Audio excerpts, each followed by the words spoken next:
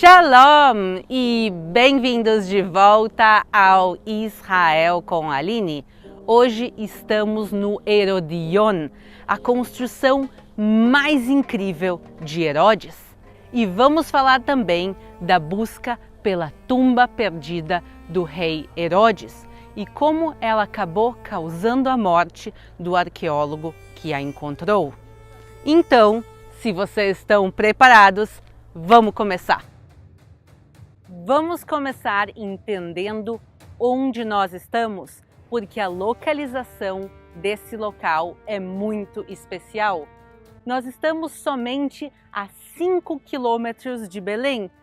Também estamos a 12 quilômetros de Jerusalém, a capital de Israel. E no encontro entre as montanhas e o deserto da Judéia. Mas Herodes decide fazer essa construção colossal aqui por um motivo, porque aqui ele quase perde a sua vida. Quando ele estava batalhando para conseguir se tornar o rei da Judéia, aqui tem uma batalha contra os macabeus, a batalha mais difícil que ele já lutou. E por isso, depois, quando ele assume o poder e começa a governar a Judéia, ele diz: eu quero construir no local que eu quase perdi a minha vida, o maior dos meus monumentos. E assim começa a história do Herodion. O rei Herodes foi o maior construtor da terra de Israel. Ele não era nada modesto. Ele constrói a fortaleza de Massada no meio do deserto. Ele amplia o segundo templo de Jerusalém. Ele faz a torre do rei Davi, que na realidade é de Herodes. Ele constrói o porto e a cidade de Cesareia, palácios em Jericó e muito mais. Mas por que o Herodion é mais colossal do que tudo isso? Porque nós estamos agora em uma montanha artificial.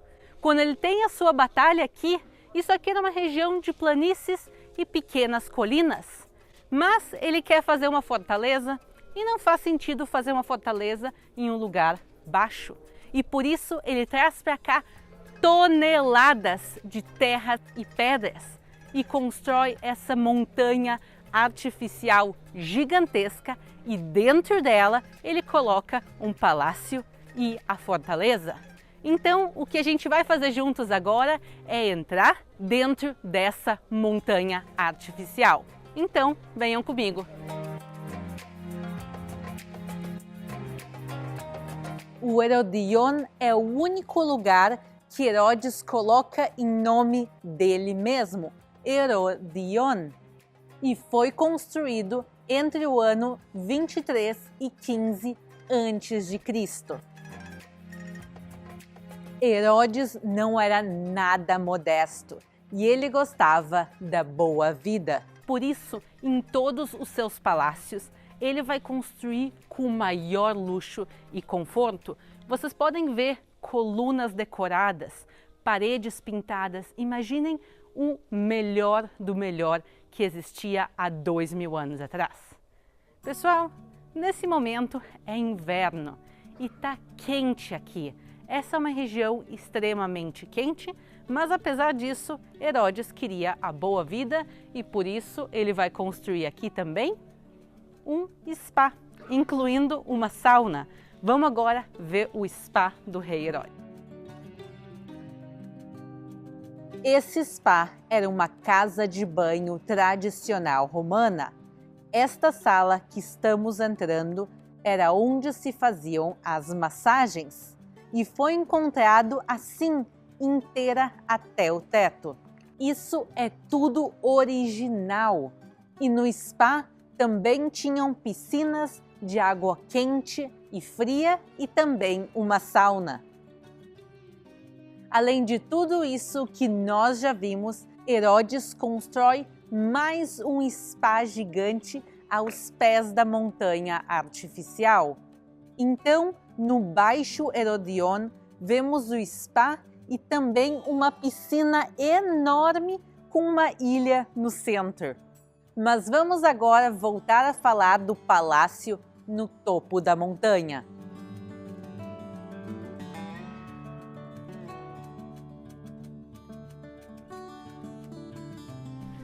Vejam de que maneira incrível se preservaram as cores.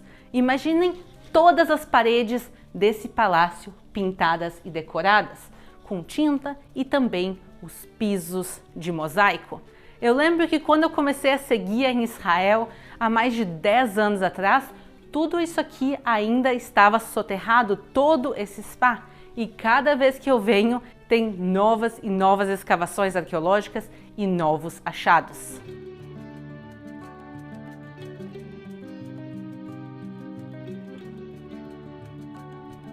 Nas escavações que foram feitas aqui no ano de 1968, se encontrou um anel, o que por si só é super legal. Não é tão comum encontrar joias, ainda mais joias de boa qualidade. E se pegou esse anel e se colocou num depósito no Ministério de Antiguidades de Israel. E ele ficou lá anos e anos, até que em 2018 alguém decidiu limpar o anel. E quando eles começaram a limpar o anel, eles viram que em cima dele tinha um escrito e um desenho. O que estava escrito nesse anel? Pilatos. Pessoal, Pilatos como Pôncio Pilatos. Se encontrou aqui o anel que tem uma boa chance que pertencia ao próprio Pôncio Pilatos ou a um dos seus funcionários diretos. O homem que condenou Jesus à crucificação, se encontrou o anel dele aqui nesse local. E pessoal, a gente só encontrou 2 inscrições de Pilatos em Israel. A primeira é essa pedra que vocês estão vendo, que foi encontrada em Cesareia, também uma das construções de Herodes, e o segundo é o anel aqui de Herodion. Não é incrível? Um local colossal desses também tem uma conta colossal de manutenção. Imaginem manter esse local limpo, todo o tempo consertar o que precisa, e por isso, quando o rei Herodes vai falecer, ninguém quer arcar com essa conta e o local vai ser abandonado. Mas não por muito tempo, porque no ano de 66 depois de Cristo, os judeus de Israel declaram guerra contra o Império Romano. Eles não querem mais ser subjugados. E agora, se tu vai lutar contra o maior exército da época, onde tu vai querer se esconder ou lutar? Que tal uma fortaleza como essa, pronta e vazia? E aqui vêm os rebeldes e eles vêm e constroem algumas coisas aqui. Uma das construções deles é onde nós estamos entrando agora, que é uma sinagoga. Uma das sinagogas mais antigas já encontradas, e a construção, como vocês veem, é bem simples. São bancos nas laterais para que as pessoas possam sentar aqui e também usar isso como espaço público de reuniões. Como vai ser o fim da rebelião judaica? A gente vai ver daqui um pouquinho. Vamos lá! Além do que nós estamos vendo aqui, o Herodion tem um sistema de túneis gigantescos. E quando esses rebeldes chegam aqui, eles vão aproveitar a fortaleza, mas claro, também a parte subterrânea. Então agora nós vamos começar a parte da nossa aventura mesmo e vamos entrar nos túneis e ver o que mais tem aqui. E lembrem, a gente ainda está buscando o túmulo perdido do rei Herodes.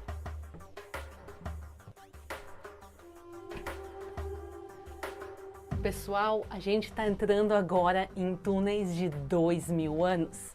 Vamos lá! Quando o rei Herodes constrói a fortaleza, ele prepara ela para a guerra. E uma coisa muito importante que se precisava para um conflito naquela época é água, porque caso a fortaleza fosse sitiada, eles não poderiam sair para buscar água em outros lugares. E os túneis que nós estamos caminhando agora são justamente parte desse sistema de água da fortaleza. Eles chegam até cisternas gigantescas, depósitos que poderiam guardar toneladas e toneladas de água para caso ninguém pudesse sair daqui. E esses túneis, construídos pelo rei Herodes o Grande como parte do sistema de água, foram também utilizados e ampliados pelos rebeldes que chegam aqui no ano de 66, na grande rebelião judaica contra os romanos. Infelizmente, essa rebelião não vai terminar com uma vitória, e sim com uma derrota devastadora para o povo de Israel. Os romanos vão destruir toda Israel de norte a sul durante anos. Inclusive, no ano 70, os romanos destroem o Templo de Jerusalém e o último reduto livre cai no ano de 73.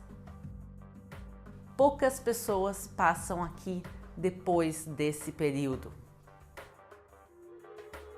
Mas agora vamos sair da parte subterrânea porque a gente tem muita coisa legal para ver aqui ainda. Antes de falarmos da tumba perdida do rei Herodes, vamos falar de como ele termina os dias dele de uma maneira terrível.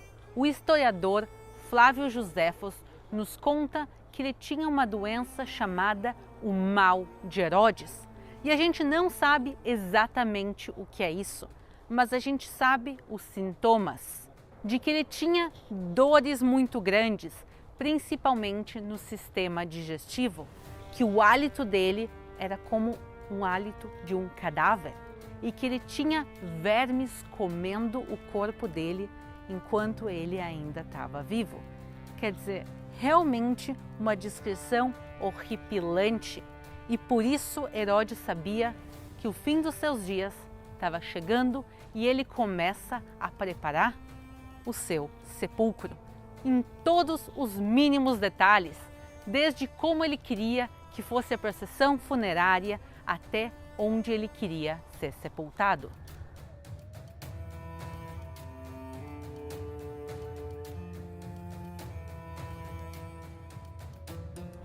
Escavar na terra de Israel é um privilégio para qualquer arqueólogo, ainda mais nas construções monumentais do rei Herodes.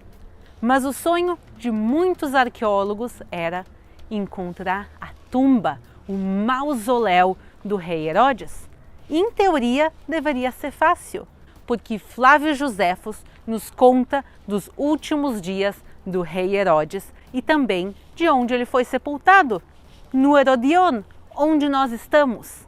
E arqueólogos vieram aqui e buscaram e buscaram e buscaram e não encontraram.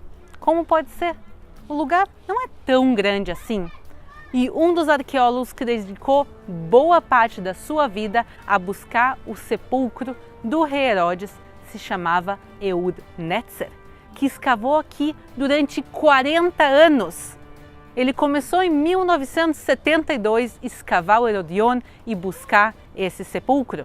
A dúvida era se o sepulcro ficava na parte de cima da montanha, junto com o palácio, ou na parte de baixo, onde fica o spa e a piscina.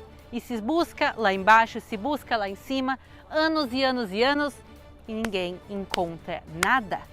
Ehud Netzer, então, só em 2006, ele nota que na lateral da montanha tem um lado que é diferente dos outros. E ele decide vir aqui e começar a escavar. E o que ele encontra? O teatro. Mas ele diz, se tem um teatro aqui, talvez tenha mais coisas.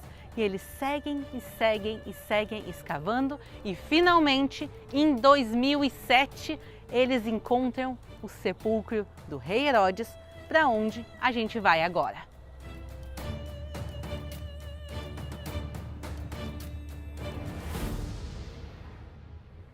Flávio Joséfos nos conta em detalhes como foi a procissão funerária de Herodes, que começa em Jericó, a 40 quilômetros daqui.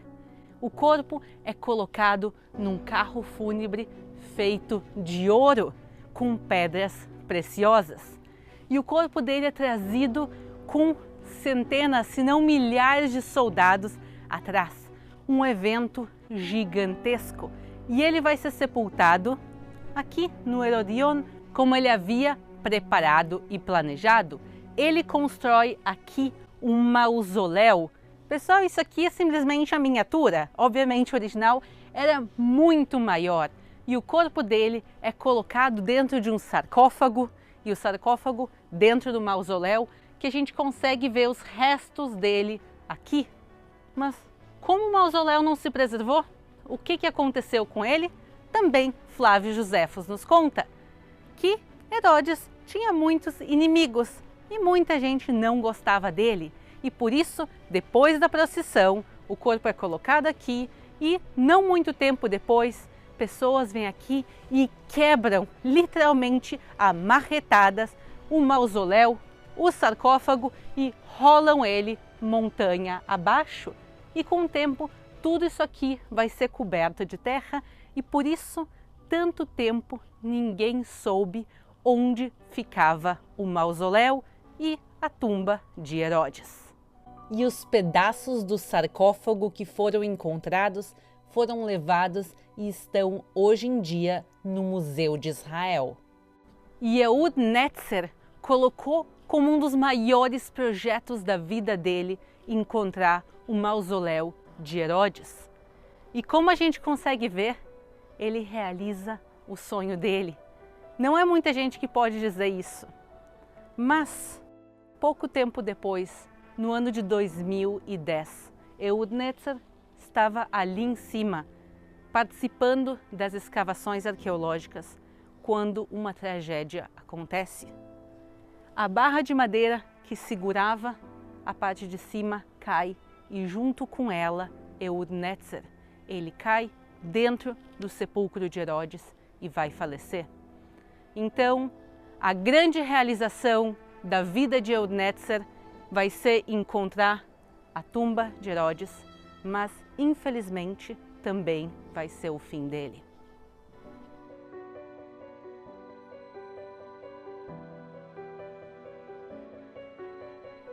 Em Herodion aprendemos muitas coisas importantes.